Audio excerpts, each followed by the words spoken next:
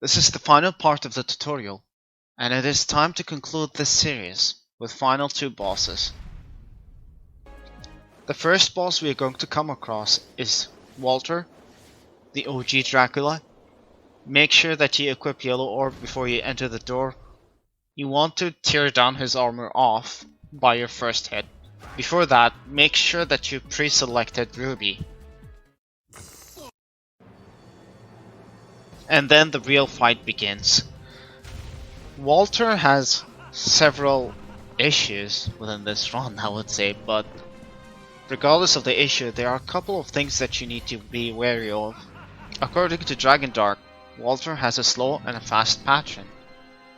It's weird when you think about it, but it will make sense when you start actually cycling him every single time, because his movement behaves a lot differently every time you start with a combo.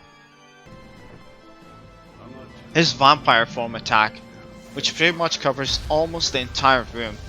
When you see this attack, immediately get away from him. Another thing that you need to be wary against this boss is that do not be surprised if you fail your setup every single time. This clip is one of the perfect example when the fight goes wrong. If worse comes to worse, you'll have to fight him normally as you run out of rubies for the setup.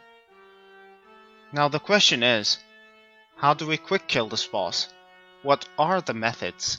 There are 3 different methods. All of them have a different startup.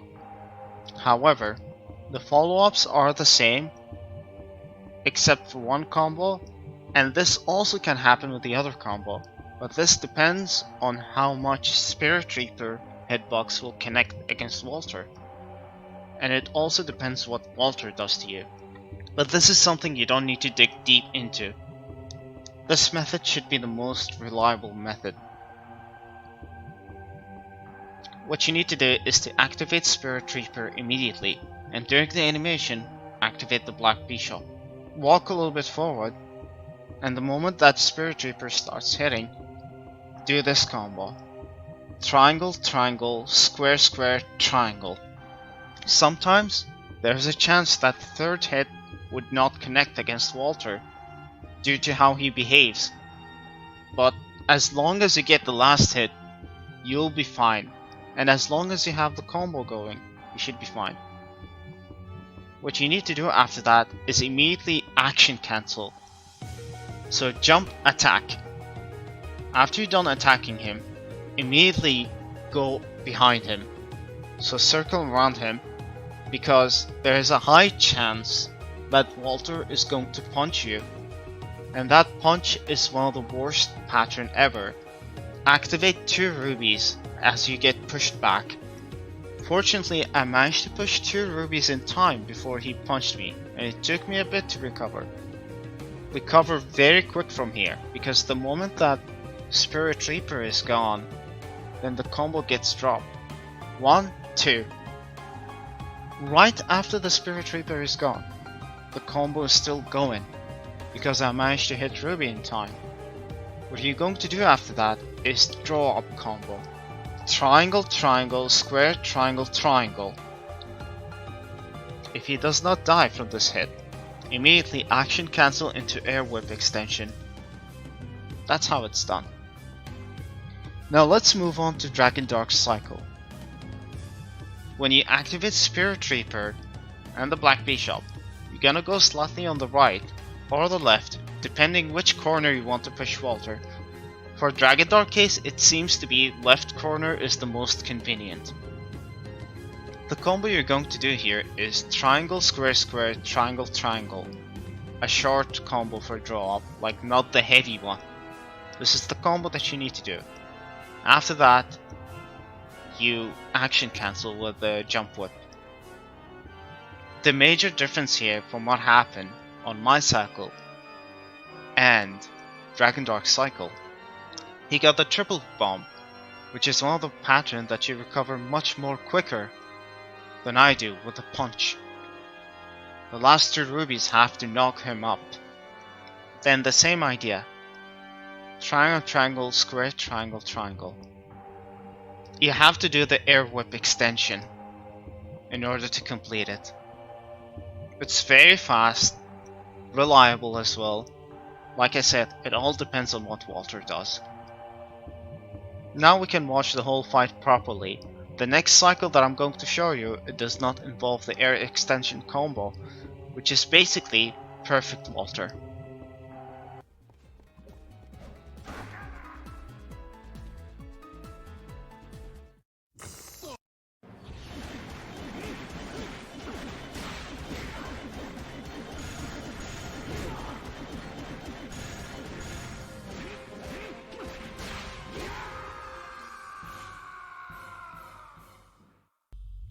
This is where you actually start playing a video game, Death. Sub-weapons will not be very effective against him. Whenever you use against him, he will just deflect it. So the only option on your sub-weapon is literally a high-speed edge, to dodge one of his specific patterns. The whole idea here is to keep Black Bishop activated and just wail on death with whip combos. Triangle, triangle, square, triangle, triangle is the most effective. Follow it up by an aerial combo. Whatever death does, regardless if he guard breaks or anything, stay close to him and keep blocking some of his patterns. However, this one, minions, he will only use this when his HP is above 50%. And this is the best attack opportunity out of all Death's attack. What you need to do here, if you want to avoid it, you keep DPSing Death until you see those minions glow red. The moment they glow red, time your high speed edge correctly.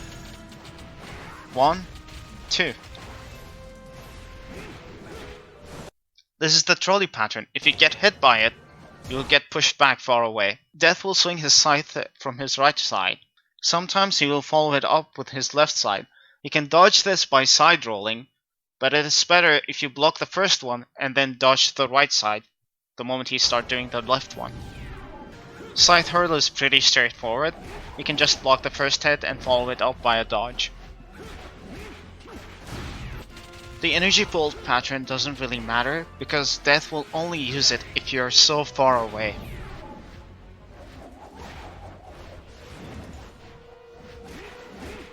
Finally, we got this pattern the moment you take down his blue bar. Death will use Deadly Tempest. Well, the effective way to dodge it is literally timing your jumps. However, there is a better method. With Dark's method, you need to side roll to the left to avoid the initial hit, and then side roll to the right to get through the shockwave. The iframes of Quickstep, or the dodge, prevents you from taking damage.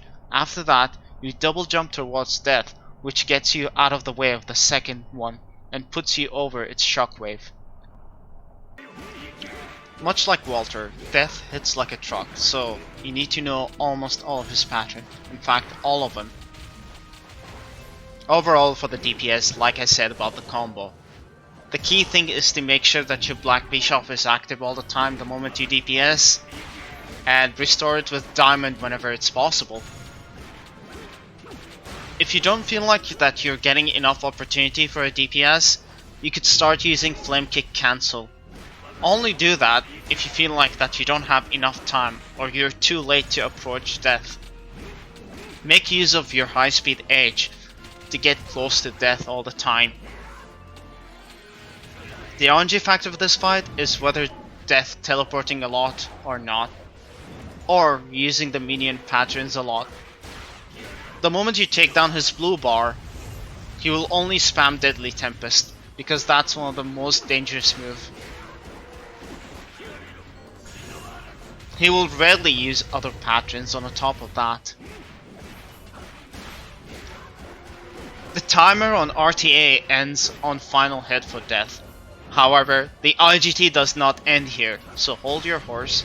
Immediately skip the cutscene.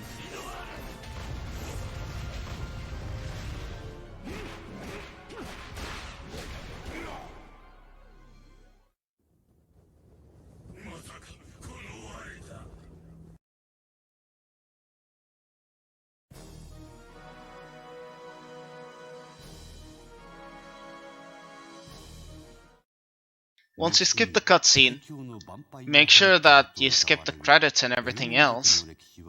Once you're done skipping all of it, save the data, go to the title screen, press continue, and then you'll see your final IGT result. Remember, we count on IGT, not RTA. And that is all for Castlevania Lament of Innocence. I'd like to take a moment to appreciate the people who helped me for making this tutorial happen. I hope we all learned something from this, and I hope everyone enjoyed watching my tutorial. Make use of my resources, especially the documents, along with DragonDarch's document from SDA. Remember to join Discord if you have any other questions about this run. I'd really love to see this game grow a lot, and I really hope it will bring attention to the rest of the speedrun scene.